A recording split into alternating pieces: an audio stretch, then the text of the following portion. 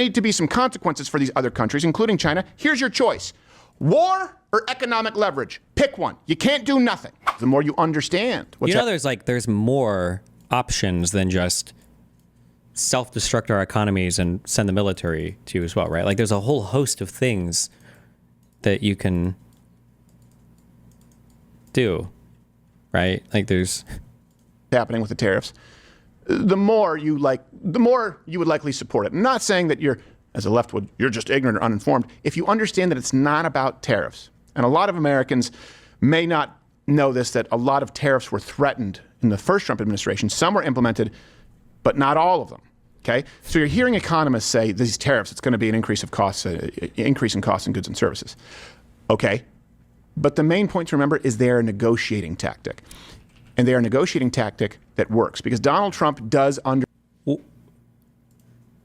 Works how? Understand leverage. He understands that other countries are putting these tariffs, right? Putting these taxes on our services, on our... This video is from months ago? Oh, I thought this was a video today. Oh, wait, I don't want to watch this now. Saw a deposition of Crowder. What was that case from? There was a terrorist attack or something where he misidentified a shooter. He just pointed out that it was some, like, I think Mexican guy, and he posted pictures of him and posted his name, and he had no evidence for that. And then the guy was not the shooter, and they're like, bro, you're kind of like destroying my life. And he had to defend himself. Or I think that's an ongoing case. Wild how fast MAGA went from anti-interventionalist to let's invade Greenland and Canada. True. But remember, none of these things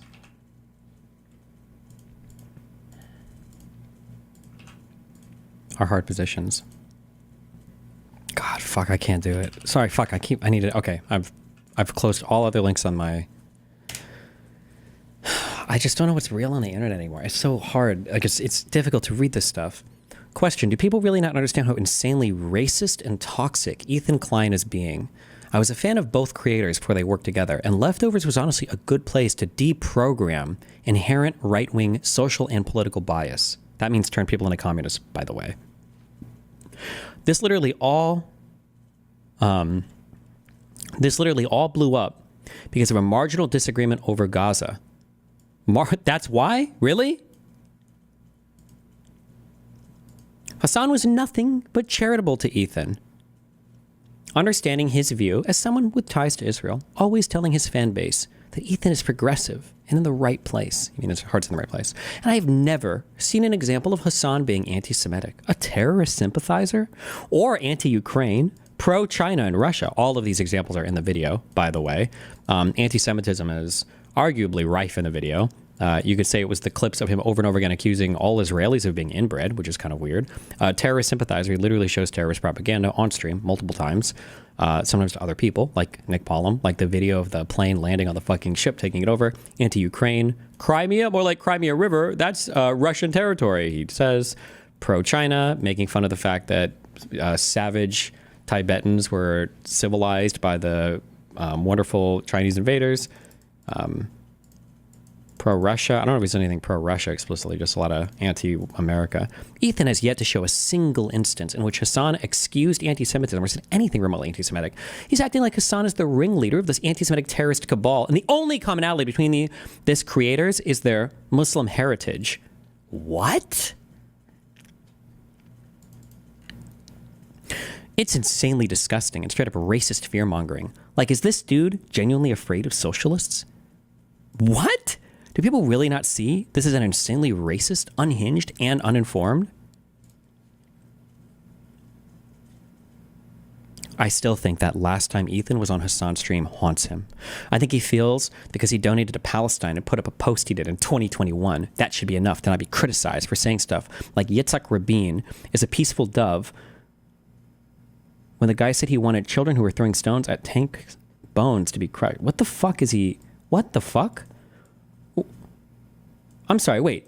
So if you were a guy who was in charge of, like, negotiating peace, if you said a bad thing, it doesn't count? Does that mean that we throw out every single fucking thing the PLO and Arafat and Mahmoud Abbas have ever said or done? Ever? You realize you lose that game instantaneously.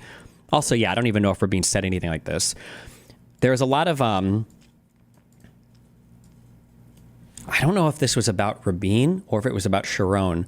There was a quote for some Israeli PM where people they wanted them to break children's legs. And I think that the full quote is something along the lines of we can't be shooting and murdering people. Obviously this looks bad. Can't we use beanbags or break people's legs instead of executing them? It was that was the obvious larger thing of the quote. But if you want another bad quote, I guess, from Rabin that people like to say, one of the quotes from Rabin is I think he says I wish Gaza would just break off and sink into the ocean. But it's just because it's such a headache for everybody. But I mean, people quote that one too to throw him under the bus. Or when he stated that there can be a one-state solution, that there can't be a one-state solution because Palestinians are the threat, when it's quite clear from the numbers who's actually doing the majority of the killing.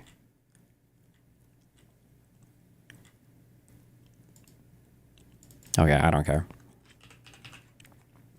This is dumb. ExpressVPN sponsored the video. If you have an account, now would be a good time to delete it.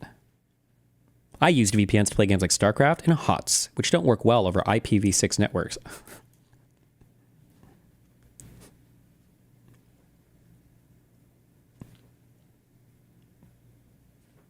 Okay. ExpressVPN is also owned by Israeli billionaire Teddy Saji. Teddy's his actual name, lol. So no wonder they could get the company as a sponsor for this video. Holy Jewish cabal! Jesus Christ! Top upvoted comment, Hasan Piker subreddit? What the fuck?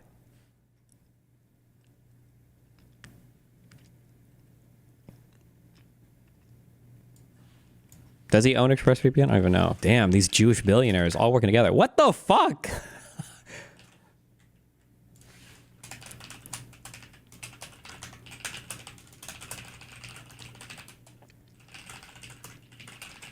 Jesus Christ. What's the reply hidden here? This is anti-Semitic. He literally donates to the IDF. They're clearly criticizing his Zionism and willingness to support anti-Palestine content. Because I'm sure the CEO signed off on the fucking ad.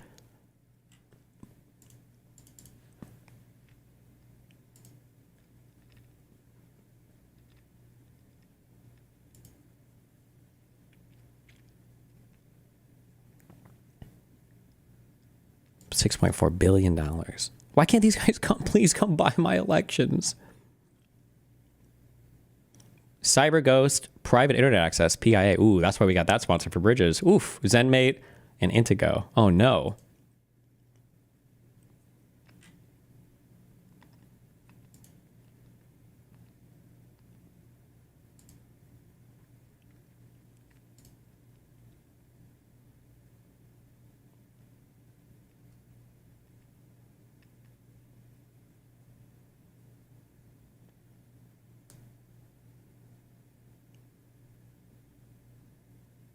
How much, is there a way to find out publicly what percentage of the company he owns? I'm just curious. Of Cape Technologies, how much of that is owned by, I'm just curious. This is a waste of time.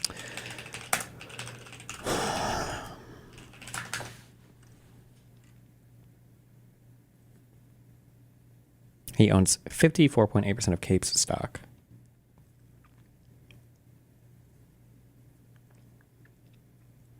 Oh, in May of 2023, he might have bought all of it. Maybe he bought this just to do the sponsorship.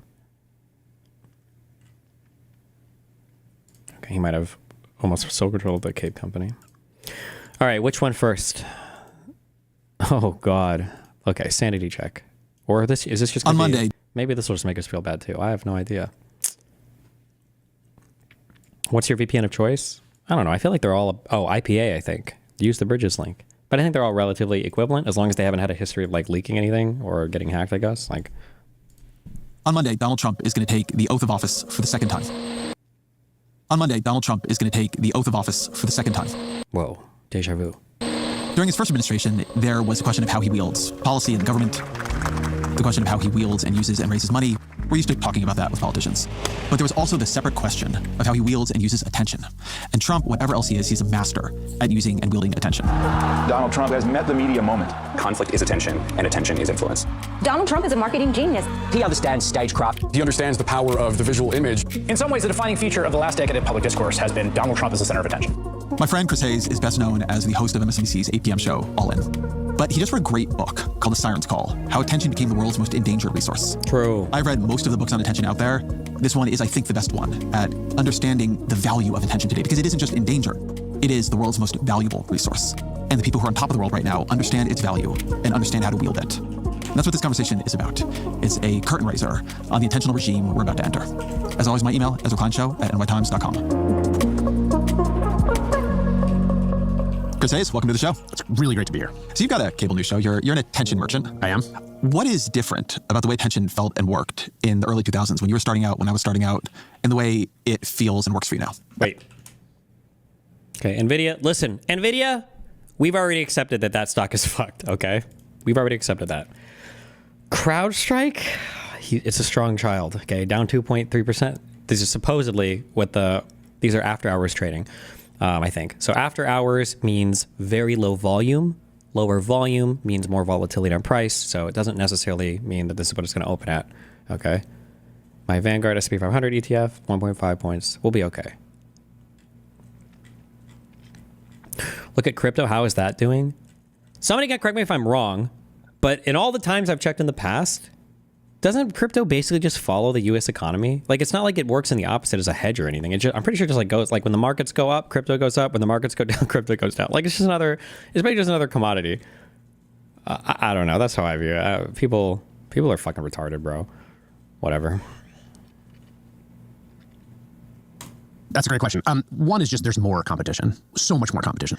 The notion now that at every single moment, when you are competing for someone's attention, you are competing against literally every piece of content ever produced. Yeah. Like, I love this, this thing that every piece of content ever produced and every single part of a person's life. Like, think about it. Oh, did that one guy who just died? I want to say David Hutch. It's not David Hutch. Lynch. Was he the one who just died? Was he the one who was complaining about cell phones? I think he might have been complaining about, like, if you watch a movie on your cell phone, that doesn't count. Or was that Scorsese? Or is it Scorsese? You're not just competing, like, even in movie theaters, you're competing with people opening their cell phones.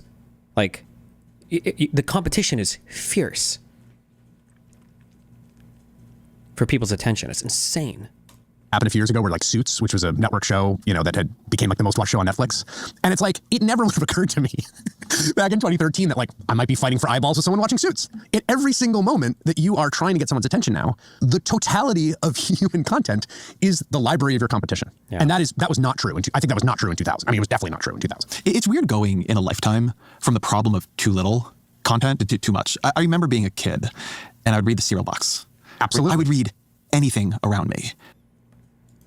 The most painful time as a kid was when you ran home and you turned on the TV and you'd hit that crucial moment where, like, Krillin just got killed by Frieza and the next episode is going to be more fighting, and you're like, please God, let the next episode air. And then it goes back to the start of the season because the next set of episodes aren't out yet. And you're like, no, fuck.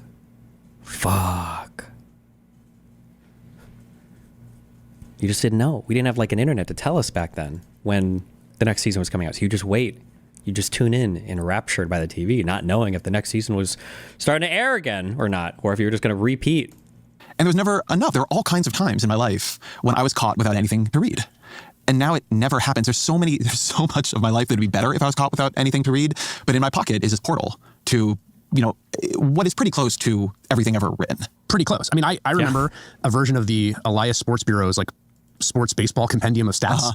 And I just read, who the top 40 ERA pitchers. When I was a kid, I knew the manufacturer suggested retail price of every single car on the road by year. Like, I could tell you not just what Camry cost, right, but what a 93 Camry cost. Right, because you must have had some. I had, like, the blue book. Right, yeah.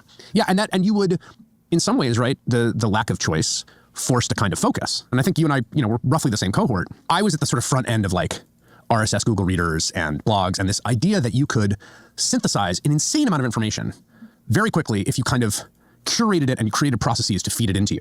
And those processes have gotten much harder, and they've been totally overwhelmed by the evolution, such that I now have a very hard time even figuring out what the funnel I'm trying to construct is. So it is hard sometimes, I think, when you've lived through attention and information changing as much as we have to take the long view. Yes. One thing I liked about your book a lot is it takes the long view. And I'd say the core argument is that what is happening to attention now is akin to what happened to human labor in the Industrial Revolution. Spin that out for me. So if you think about labor, right? Labor long predates labor as a wage commodity in the Industrial Revolution, right? Human beings did stuff with their effort and toil from the time that they essentially evolved, right? Like if you're hunting, gathering, picking berries, that's work. And labor evolved into an agrarian feudal systems and all kinds of different ways of small shopkeepers that did work recognizably. But what happens in the Industrial Revolution is that human effort gets embedded in a set of institutions, legal institutions, market institutions, that commodify it so that every hour of wage labor is equal to every other hour of wage labor, and then sold on a market for a price. And that's an enormous transformation in the human experience. This is a total transformation in all social relations, political relations, economic relations, and also, crucially, the subjective experience of being alive in the world. I think something similar is happening with attention. And it started a while ago, the same way that the Industrial Revolution actually starts sort of earlier than we think of it at peak.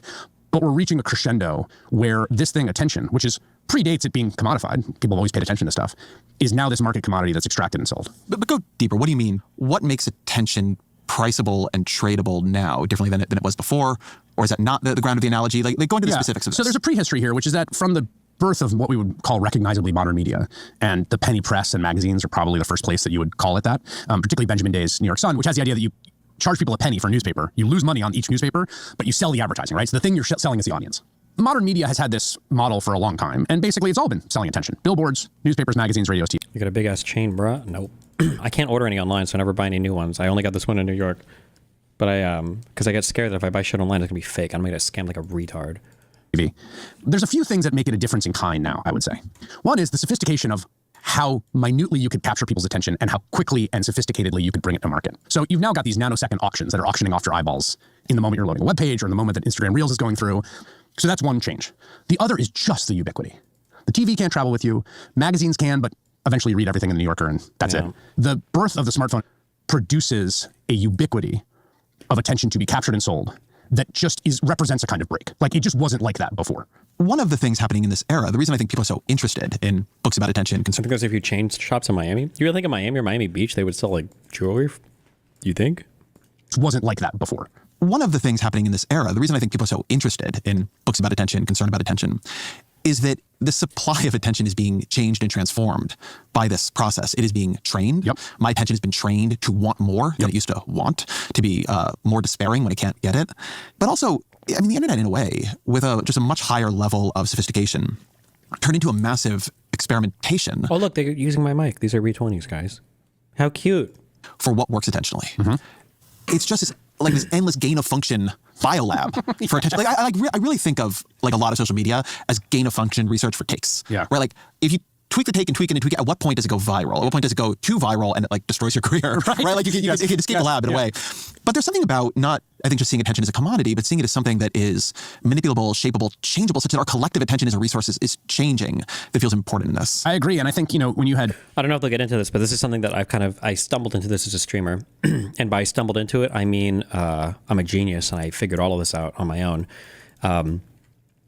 But one of the things that I noticed that helps people move through controversy or remain relevant, one of the nice things that streamers have as an advantage is that when you're live a lot and you're streaming a lot, you're always part of like this ever-evolving cultural movement. Your thumbprint is constantly being renewed on a particular thing, and it's harder to replace you or move you out of that picture as long as you continue to make content. As a streamer, we have the easiest content making jobs because we just go live and just talk, right? As opposed to a more like a video essayist or a writer, an author, or a filmmaker. And that just because of Donald Trump's, he's just like the perfect storm of attention whore, willingness to use social media, and being like part of a retarded political movement that sloganizes so well. I feel like one of Donald Trump's most important assets is his social media presence. Like you feel connected to your God. Like he's here constantly. Like what does Trump think? Like as much as you guys are in chat, like when's Destiny streaming? Like MAGA's like, when's the next Trump tweet? Like what's he gonna say now? Like where's his Truth Social at? Like where's he at? Like it's really important. And I think it helps him. I think it serves his political ends a great deal to always be living in your mind like that because he's constantly making himself publicly available and accessible on not just on interviews and stuff, but just on social media. It's a good strategy to remain relevant, I think. Changeable such that our collective attention as a resource And I think Democrats don't even try to fight for this space. Actually, Republicans don't even try to fight for the space. It's one of the unique things that Trump does, just being such an attention whore. Like nobody else is trying to even do that. Yeah. And while you're consuming Trump's tweets, or like my stream, right, you're not consuming other people's tweets or other people's media. So you get more and more indoctrinated. Yeah.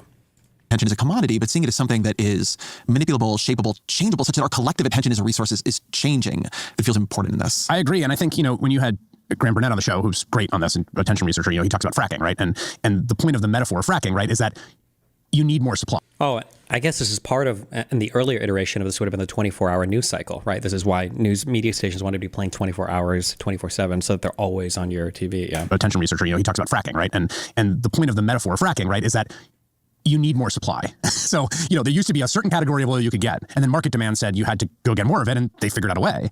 And there is something very similar happening, obviously, here, right? The expanded supply. So, like, eating into your sleep hours, that's more supply.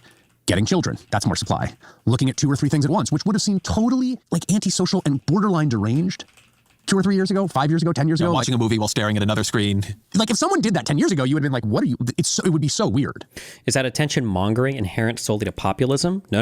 It has nothing to do with government. That's a cultural thing. It's an artifact. It's a feature or byproduct of the cell phone, really, of technology. It's the fact that, like they said, you have a portal.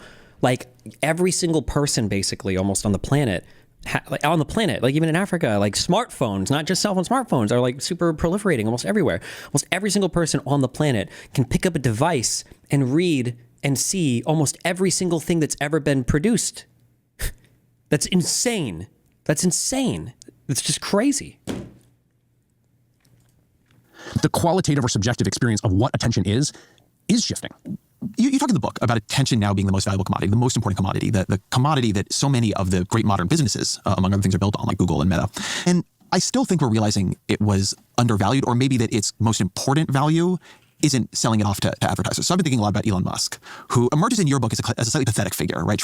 Yes, the book was written before I think he kind of got a second chapter. Yeah, trying to fill this like howling void he has for attention. Elon Musk overpaid for Twitter at $44 billion. It is not a business, as he has said himself, worth $44 billion. On the other hand, the amount of attention that he is capable of controlling and amassing and manipulating through Twitter cannot be traded directly for $44 billion, but is clearly worth, I think, more than $44 billion. Multiples of it. So how do you think about this translation that we're seeing happen right now between attention as a financial commodity and attention as having more worth, frankly, than the money it would fetch on the open market? That's a great point. Yes, I think he backed into the purchase of Twitter based on a kind of howling personal void. But in the same way that Donald Trump backed into the same insight born of his personality and his upbringing in New York tabloid world, he figured something out that has been obviously tremendously valuable in dollar terms. One of the really important ironies here, which I think does map onto labor, is that the aggregate of attention, like lots of attention or the collective public attention, is wildly valuable, right? Volodymyr Zelensky is a great example of this, right? President of Ukraine. Like, he understands that attention on Ukraine's plate is essentially the engine for securing the weaponry and resources his country needs to defend itself. And yet, even though the aggregate of attention is very valuable, in market terms, each one of our individual attention second to second is like pennies. Fractions. Yeah, not even pennies. Not even pennies. Fractions of pennies. And that was exactly what it was like with labor. When Marxists would say labor is a source of all value, they were right. In the aggregate, take away all the workers and the Industrial Revolution doesn't happen. But to the individual worker in the sweatshop, the little slice of labor that you're producing is both everything you have as a person and worth nothing in the market. Almost nothing. And I think we have the same thing with attention, where it's like, it's really valuable, pooled and aggregated, like the most valuable. Each individual part of it that we contribute is essentially worthless, is pennies. And then subjectively to us, it's all we have. I think attention is now to politics what people think money is to politics. I totally agree. Certainly at the high levels, right? There are places where money is very powerful, but it's usually where people are not looking. Yep. Money is very powerful when there's not much attention. But Donald Trump has a control Republican primary. Oh, this is what I was saying before about like lobbying. People think like, oh, lobbying can shift, blah, blah, blah. It's like lobbying, the most effective place to lobby are where people just don't think much or don't care much. Like a lobbyist is never turning America's opinion on some huge issue that everybody's super invested in. A lobbyist is probably the reason why car wheels can be made with a 94% rubber alloy instead of a 92%. So it's going to be like nibbling around the edges or in areas where people just don't have much interest, basically. Yeah. Thank you. Restate my take. Powerful, but it's usually where people are not looking. Yep. Money is very powerful when there's not much attention. But Donald Trump doesn't control Republican primaries with money, controls them with attention. And I keep having to write about Musk, and I keep saying he's the richest man in the world, but that's actually not what matters about him right now. It's just how he managed to get the attention and become the character and the wielder of all this attention. And that's a changeover, I think, Trumpist Republicans have made, and Democrats haven't. Democrats are still thinking about money as the fundamental substance of politics, and the Trump Republican Party thinks about attention as a fundamental substance of politics. I really like this theory. I think you're totally right to identify. Destiny, people only have interest in like 5 big ideas, so things Americans don't care about is the vast majority of details. That's fine, but then the things you have to complain about can't be It can't be complaining about lobbyists. It has to be complaining about getting people to care. Those are two totally different things. And the Trump Republican Party thinks about attention as a fundamental substance of politics. I really like this theory. I think you're totally right to identify that they kind of, it's sort of a sliding scale between the two, which is to say 38% of the world population doesn't have a mobile phone. Wait, is that true? I thought I read some crazy stat, like 80% of like everybody in Africa has a smartphone. Like across the entire continent. Am I making that up? Hold on. Percentage of people on planet with smart. Oh, maybe in a lot of developing places in like maybe like India or China or other parts of Asia that I'm not aware of. Globally, almost 90% of cell phones are smartphones. The majority of the world's population currently owns one.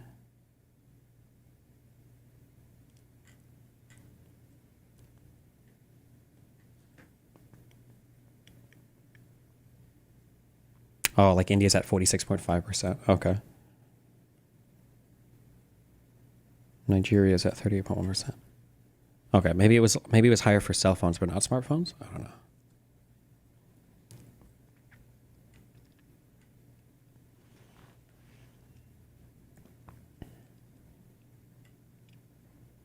We're in 20. Oh, these are projections. So in 2022, there were 6.6 billion smartphone users. World population, 2022. Not even 8 billion people. I feel like I was close. That's like 75% basically. 78%.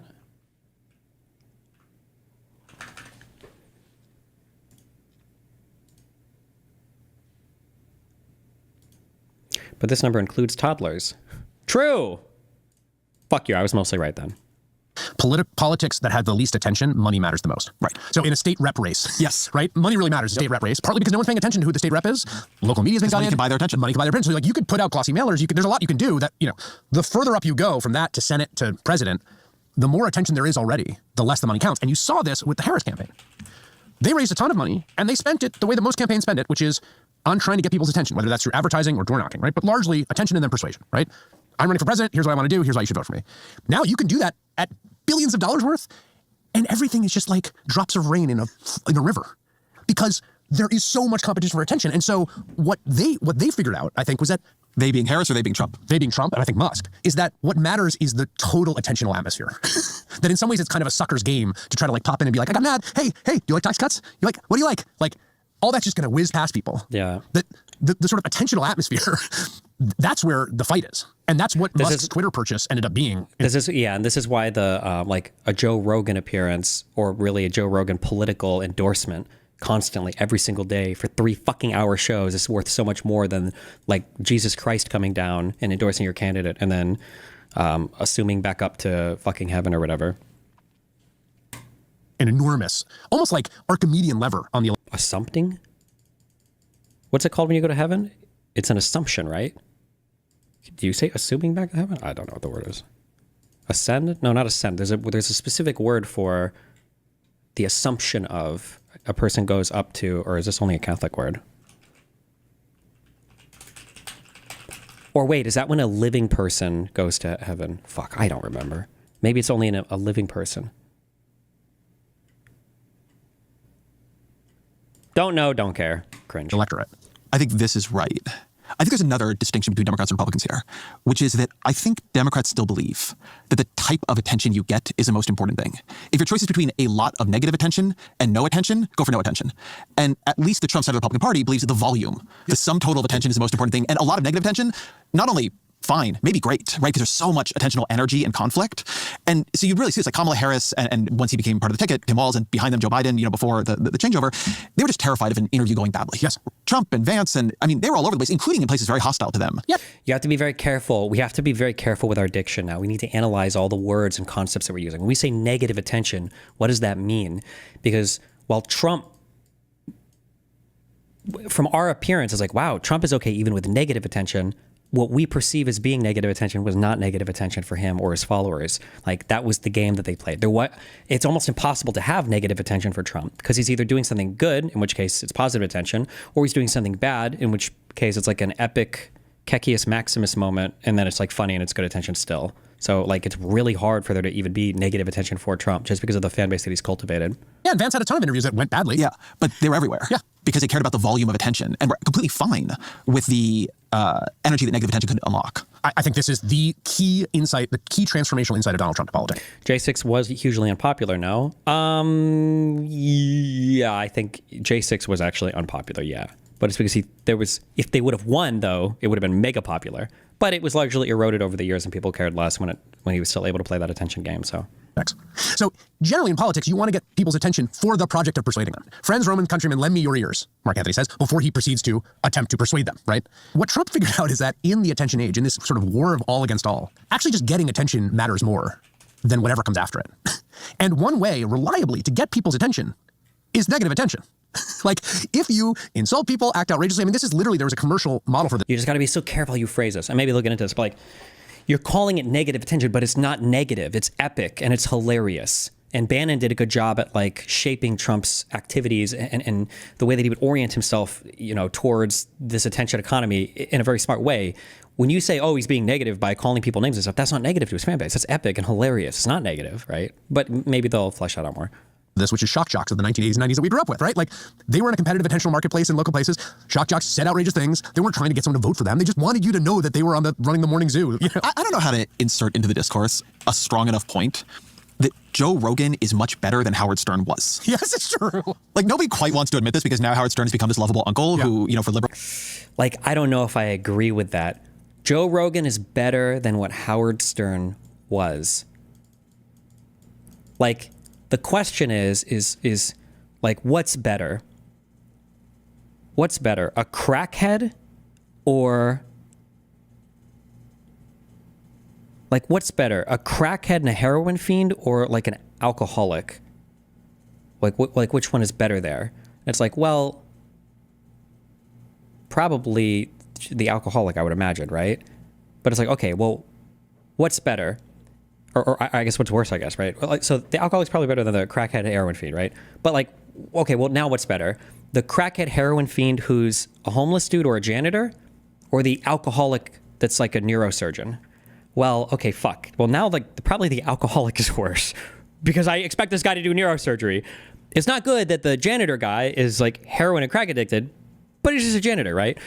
Howard Stern was probably worse in terms of morality and like crazy shit or whatever, maybe, than Joe Rogan. But I feel like this is emotionally vibed because I was never a big Howard Stern content consumer. I think Howard Stern was never really seen as like serious political commentary. It was like a joke. He was literally, I don't know if the term shock jock was invented for Howard Stern, but he had like porn stars and they did crazy shit. That was what Howard Stern was. And I think that was his lane. Joe Rogan is seen as a serious source of political news and information in the United States. Like, I don't know. And again, maybe Gen Xers did this and I just never heard this. But like, I don't think people were saying like, oh, I get my news from Howard Stern. They might say from Jon Stewart, but from Howard Stern?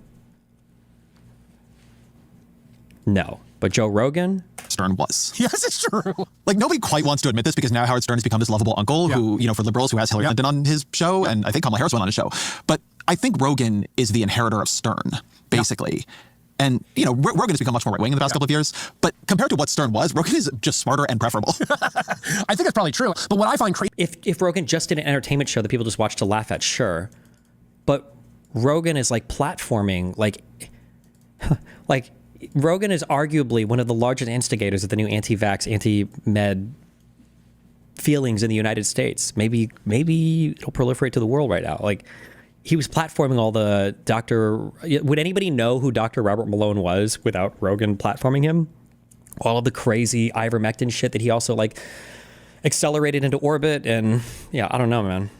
Crazy is the shock jock model has now become a successful model in politics. Okay, but now I think we need to have like a moment of caution because there's a tendency right now, because Donald Trump won the popular vote by like 1.5 percentage points, which is a terrible win in like the annals of American politics, right? And yet there's just like no doubt that Trump and his tendency right now, because Donald Trump won the popular vote by like 1.5 percentage points, which is... I thought it was within a point. Am I crazy? Popular vote. Maybe this is a really old show. 2024. Sorry. Presidential election. Wikipedia. Fuck you. Somebody said 1.4%.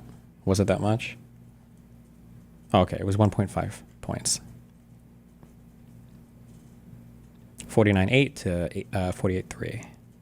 Is a terrible win in like the annals of American terms, politics, right? And yet there's just like no doubt that Trump and his broad cultural side. These dudes don't mean capital G good. They mean good in the attention paradigm. I don't know. It sounded like they were saying Rogan was a bit morally better than Howard Stern. That was the vibe that I got from that. Did I misunderstand? That's what it sounded like they were saying.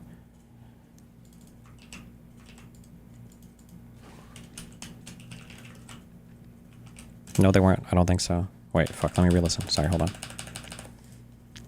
In the attention age, in this sort of war of all against all, actually just getting attention matters more than whatever comes after it. And one way, reliably, to get people's attention is negative attention. Like, if you insult people, act outrageously, I mean, this is literally, there was a commercial model for this, which is shock jocks of the 1980s and 90s that we grew up with, right? Like, they were in a competitive attentional marketplace in local places.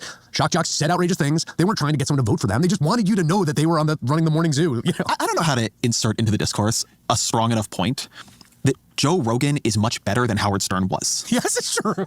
Like, nobody quite wants to admit this because now Howard Stern has become this lovable uncle who, you know, for liberals, who has Hillary Clinton on his show, and I think Kamala Harris went on his show. But I think Rogan is the inheritor of Stern, basically. I guess if they just mean he's just better at getting people's attention, then why would people just don't want to admit that because now he's more lovable? I guess that could be. That's just a weird comparison. I can't tell actually. It sounds like they're saying Rogan might be better at getting attention. I don't even know if that's true, though. Wasn't Howard Stern incredibly popular? I don't know, actually. It's not that important. But. And, you know, Rogan has become much more right-wing in the past couple of years. But compared to what Stern was, Rogan is just smarter and preferable.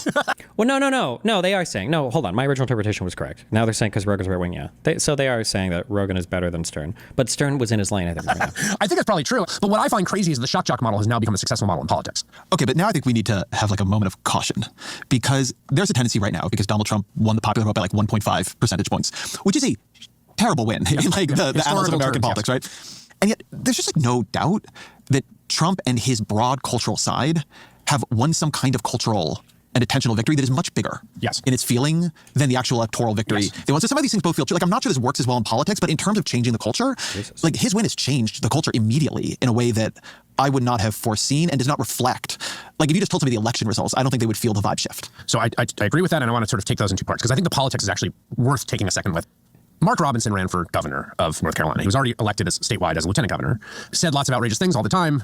He was discovered to be, almost certainly, I think he denies it, but it seems to be pretty plausible, a commenter on the Nude Africa site where he said all sorts of wildly offensive things, including, "I am a black Nazi." Robinson lost that race in North Carolina, a state Trump carried. It's probably like a +1 or 2 Republican state at national level. It didn't work for him. Like, there was a lot of attention market. Carrie Lake courted negative attention, lost 2 successive statewide races. Doug Mastriano. This is a huge issue that I don't know if Trump is going to be able to overcome. Oh, actually, no, Trump did not overcome this. I think Trump arguably failed this in the last election in 2024. I think Trump tends to overperform his ticket pretty significantly. And I think that people view that as a success of Trump, but I think it's actually one of his weaknesses. Trump only works because of the attention that he commands, not because of any coherent political ideology or not because of him being able to sell some great governmental ideas. It's just because he's like a living, breathing fucking meme on Twitter, which is why I think the special elections always do poorly. It was why 2022 went so poorly for Republicans, and the down ballot stuff just doesn't work as well. I think that I think that Trump tends to overperform his ticket, not because he's like so good, but in a way it is, but it's also because he just doesn't bring his party up with him. He's like a one-man show, I guess. He doesn't like a competition, basically. I could go down the list. So there's something really J.D. fascinating. Vance underperformed in Ohio in his Senate considerably. So there is something happening where it has not proven to be a replicable strategy. That the old logic that we were just talking about the Democrats having and being outdated still does hold in a lot of races.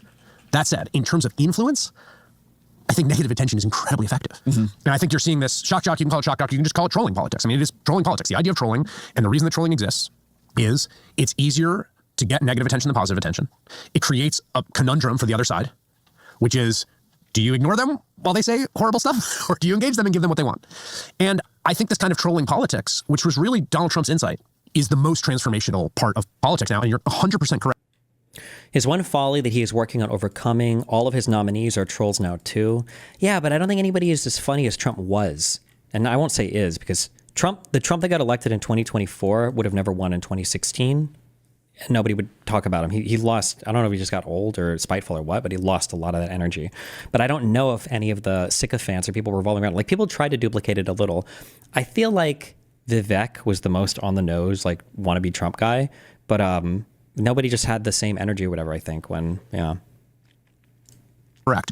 The media management around Democrats is so much risk aversion. If the choice is negative attention or no attention, we take no attention every time. And that is the wrong choice. You can frame this as a strategy. And clearly people who are not temperamentally suited to the strategy, like Vance and Rubio and others, have tried it on with varying degrees of fit at different times.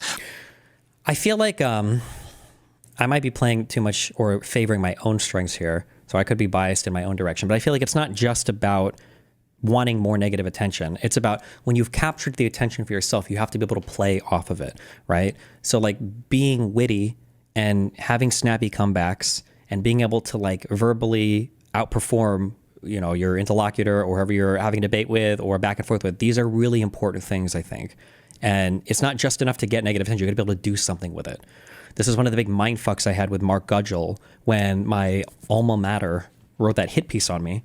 I figured that this is a good moment because now we finally have attention and Mark Gudgel can run with it. And then he freaked the fuck out. He's like, wait, I can't handle negative attention. I'm phrasing that negative on his part. He never dealt with anything like that before, so I don't blame him necessarily. But I was like, wait, you have to capitalize on this now, not retreat. What the fuck? You need attention, no?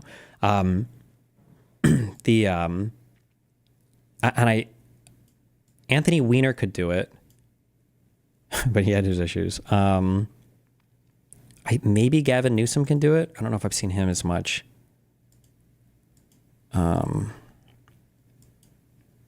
Biden had a couple of witty or like snapbacks on the 2020 debates.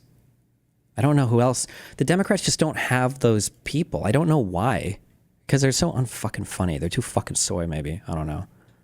But I think it's better to frame it in ways of temperament. I mean, you write in the book, compliments roll off your back. Criticism stays with you for days. But it's not true for everybody, right? There's a certain personality type that is okay with that negative charge. It is okay being hated by many to be loved by some. A lot of people would not have been willing to absorb the personal polarization Musk has decided to absorb to become as significant as he is. Trump is very similar, right? I think most people take the trait of being thought fairly well of by a larger number of people, even if... Oh, man. Ezra Klein is a big guy who spent some time in the public eye. So it's not like he's speaking without experience here. But just from my own personal, because I super disagree with this, I don't think anybody enjoys negative attention like that. And I think that a lot of these people, like when you look at Elon Musk as somebody, oh, he can endure negative attention. That's a side effect of him desperately chasing positive attention. A guy who's willing to jump around on stage like that, making the letter X with his body and calling himself Dark MAGA and doing all that cringe shit that he is, this is not a guy that's okay with negative attention. This is a guy that's desperately looking for love, I think. I disagree with this take here, but... Well, right. I think most people take the trait of being thought fairly well of by a larger number of people, even if not thought that much of by them, you know, in general, rather than absolutely hated by half the country to be quite loved by the other half in order to really dominate the attentional sphere. And I think that's something in people. And I guess what I'm asking you is, does politics now and attention select for a kind of attentional sociopath? I think it does. I mean, I think it does select for a kind of attentional sociopath. I would push back a little bit in this respect, though. I don't know how much of the negative feedback gets to Donald Trump and Musk. Like, I do think they have probably created... But he's sitting there watching MSNBC and getting mad at it, or CNN. Yes, he's a guy who actually seeks out stuff to make him angry. Yes, but I guess what I'm trying to say is, like, I think it bothers him and Musk too. I guess I just don't buy that that it rolls off their backs. I mean, they're kind of obsessed with it also. True. Yes.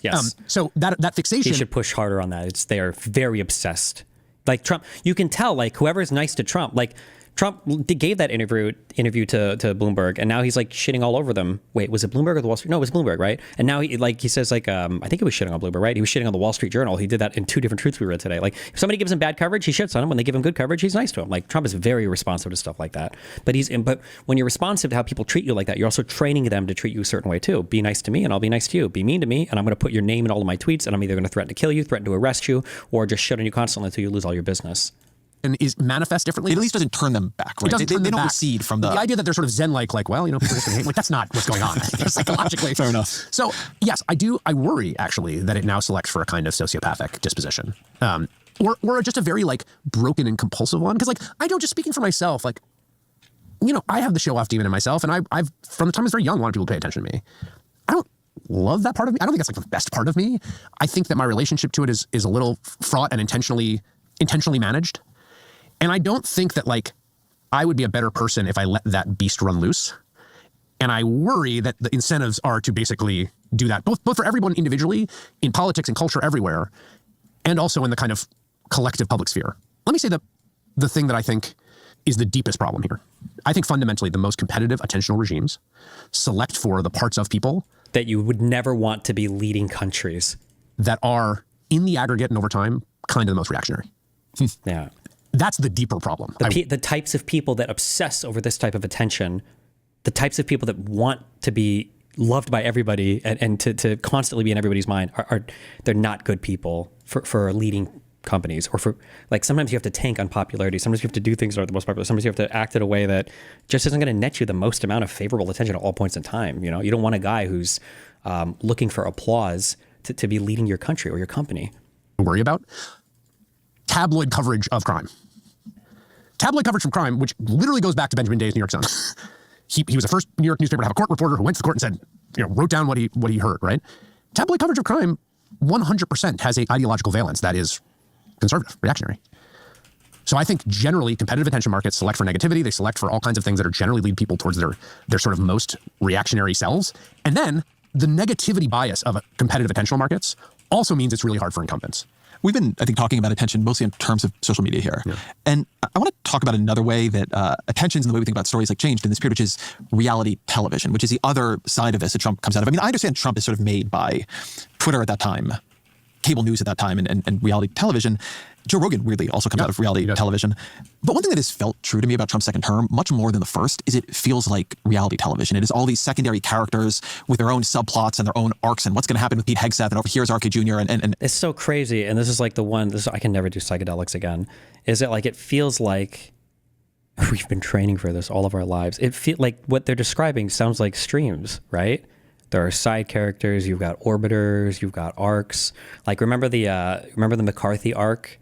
Do you remember the drama in the House when we lost our majority speaker seat?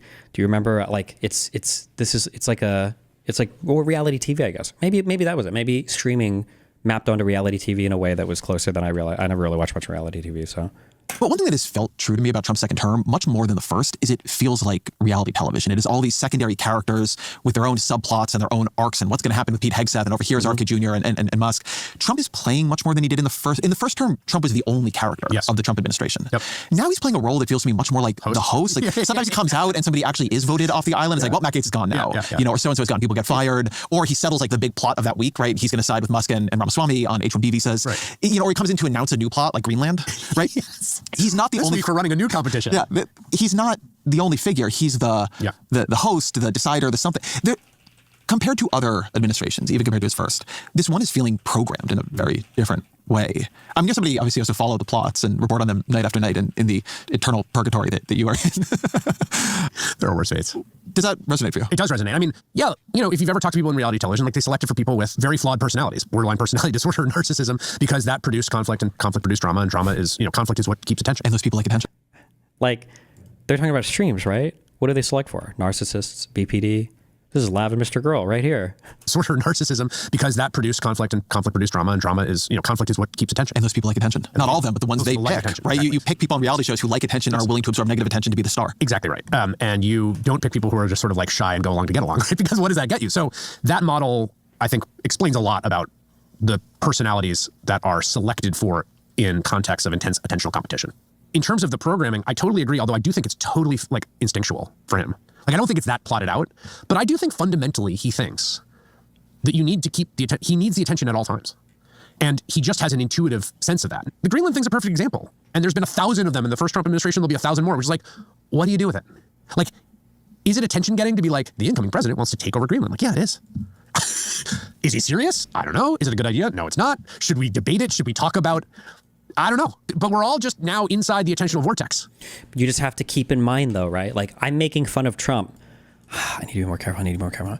I'm making fun of Trump because I don't like the way that he is, and I disagree with this on a moral level, and I disagree with this on an intellectual level.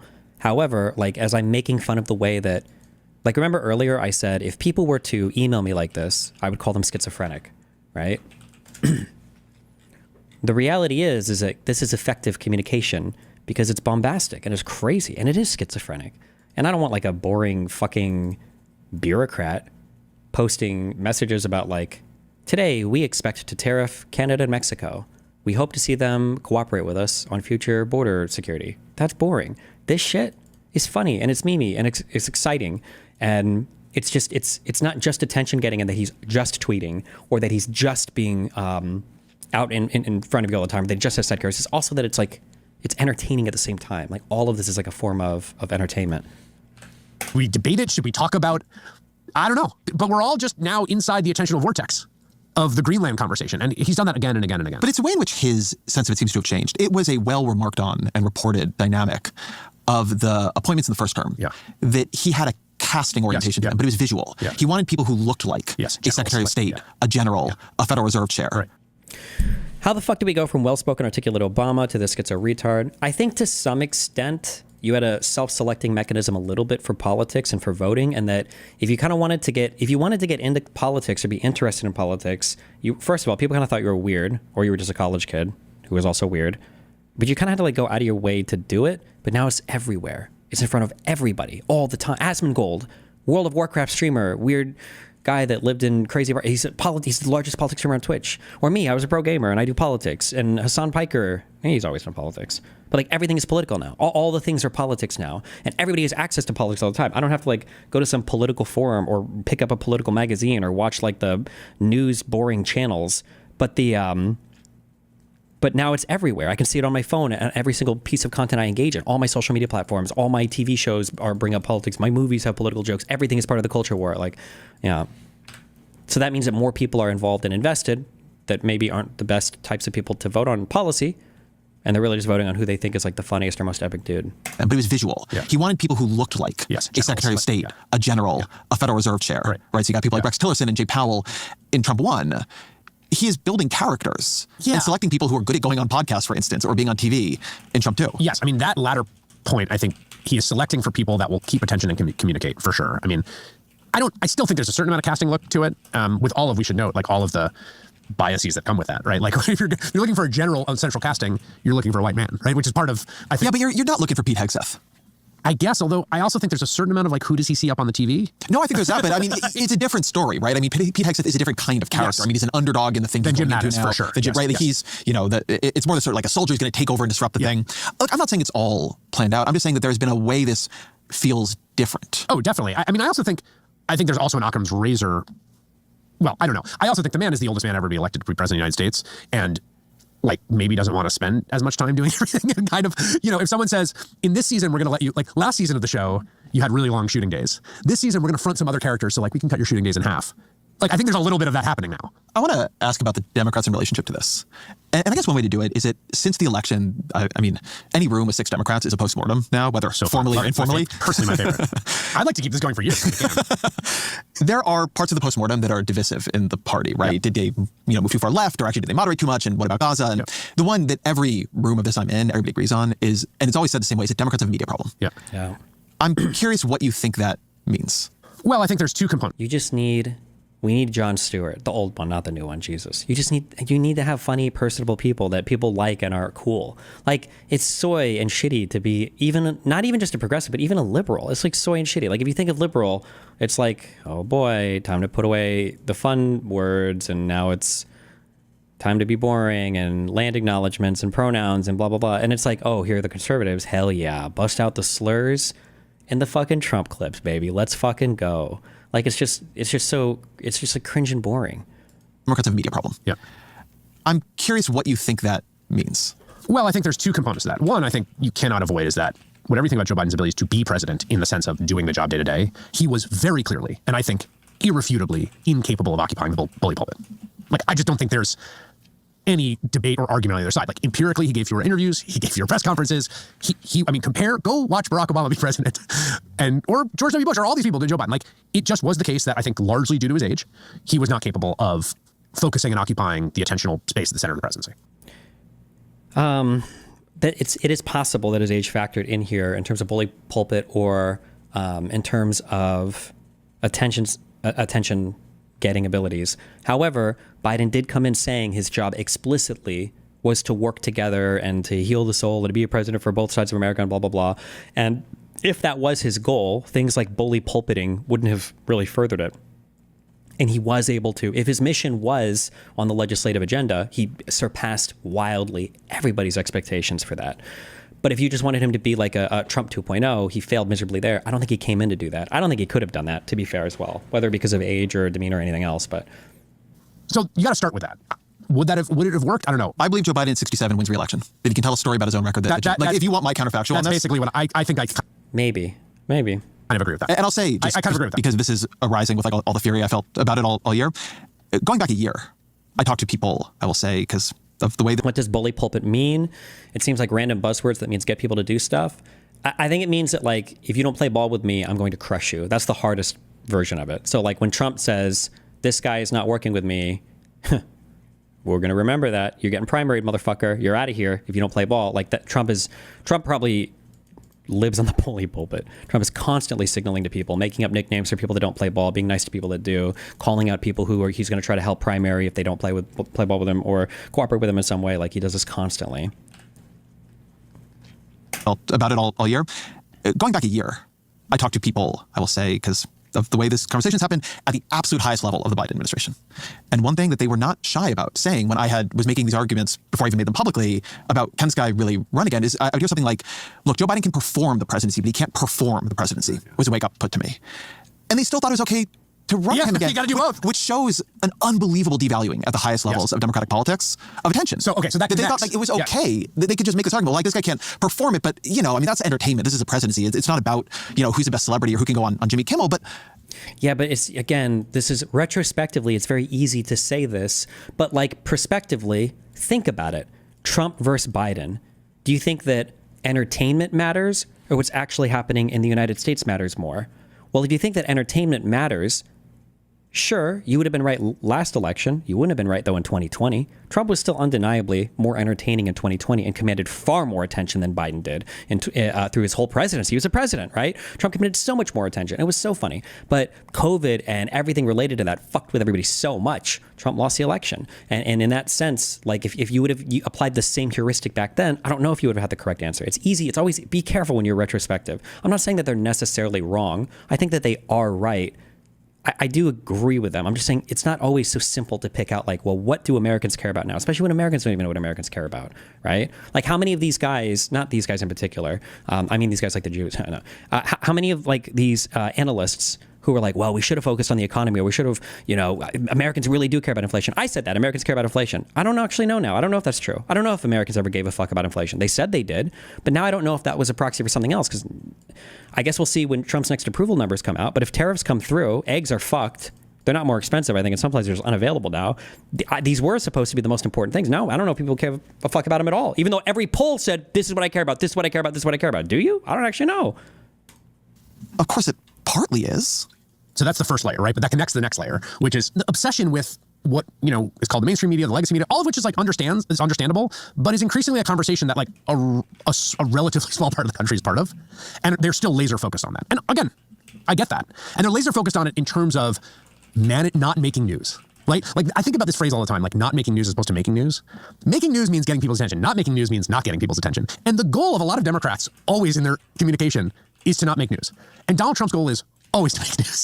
Something that has been on my mind is that, in a way, the fact that I keep hearing Democrats call this a media problem rather than say an attention problem reflects that's exactly the problem. The issue that I think there's still intuition. I mean, the media as a linguistic construct sounds like an institutional thing that people control. Like, one way you might solve your media problem is Chris Hayes decides who goes on the Chris Hayes, all-in show on weeknights on MSNBC, and you get him to book you. Or a Joe Rogan of the left. A Joe Rogan of the left, right? That's my favorite phrase to come out of the election. I think it reflects Democrats still thinking that media... Destiny, people have been asking Pine Creek pro-Trumper to debate you about Trump's recent executive orders, but he's acting scared. He's currently live taking call-ins. You should call in. I don't even know who this is. Is something of the left on weeknights on MSNBC, and you get him to book you. Or a Joe Rogan of the left. A Joe Rogan of the left, right? That's my favorite phrase to come out of the election. I think it reflects Democrats still thinking that media is something that broadcasters and gatekeepers control, and the way to win it over is to win them over, as opposed to something that you attract, right? Media is something you get booked on. Attention is something you attract. Liberal Joe Rogan discourse actually drives me insane. I want to throw myself off of a bridge. You can't build Joe Rogan if your political person. You're trying to back it out as a because the whole point of what is meaningful about him, to the extent he's meaningful, is that he was never political initially. It's that he kind of became political. I'm He not was sure. popular I'm using him a first. little bit as a stand-in for a whole sort of world of culture that I think Democrats have kind of abandoned. What's meaningful about him is fundamentally he's not for people interested in politics. Yes. Yeah. Like Democrats are obsessed with how New York Times exactly words its headlines about Donald Trump, but Democrats win people who read New York Times headlines about Donald Trump. They lose people who don't read politics at all. And you can't win them by being more and more political and be like, we're going to create Joe Rogan, but with perfect politics who likes everything Democrats do. Like the whole point is that you have to go and compete in non-political spaces. And you also have to get attention. You have to get the attention of people at the periphery of politics. I mean, how do you get messages to people at the outer periphery? And part of the answer is you need to draw a lot of attention generally. And it's not like they didn't know this. I mean, the idea of Beyonce, the idea of like using celebrities, like, wait, well, these are attentional magnets. They're sort of avatars. But increasingly, it just doesn't work that way anymore. I think a little bit. I've been thinking about this, and I'm not sure I think what I'm about to say is right. But I think a bit that the media attention cut I'm making was actually there in who the two sides treated as celebrities.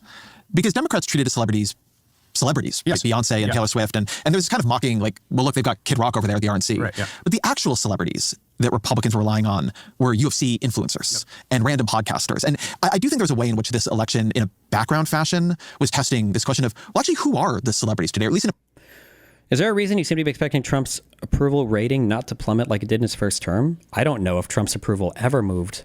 Did it ever go below 85 with Republicans? Gallup polling, Trump approval, first presidency.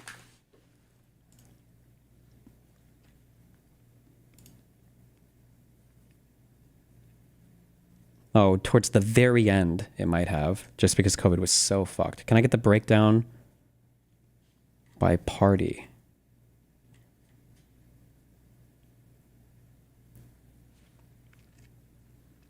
Jesus. Wait, why is this only 2020 and 2021? The fuck?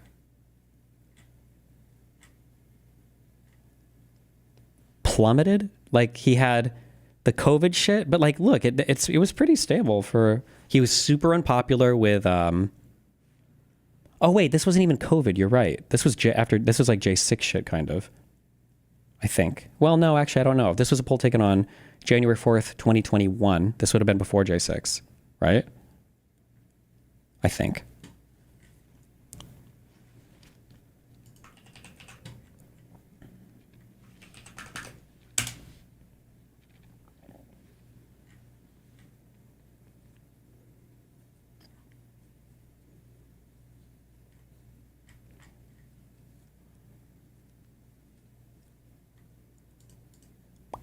Is there a way I can just see this broken down by Republicans? I just want to see the Republican.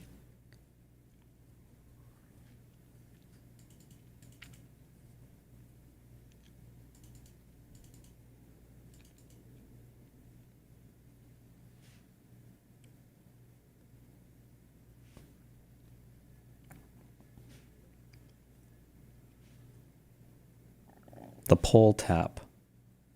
Show more polls, or this thing that says polls here? Because this.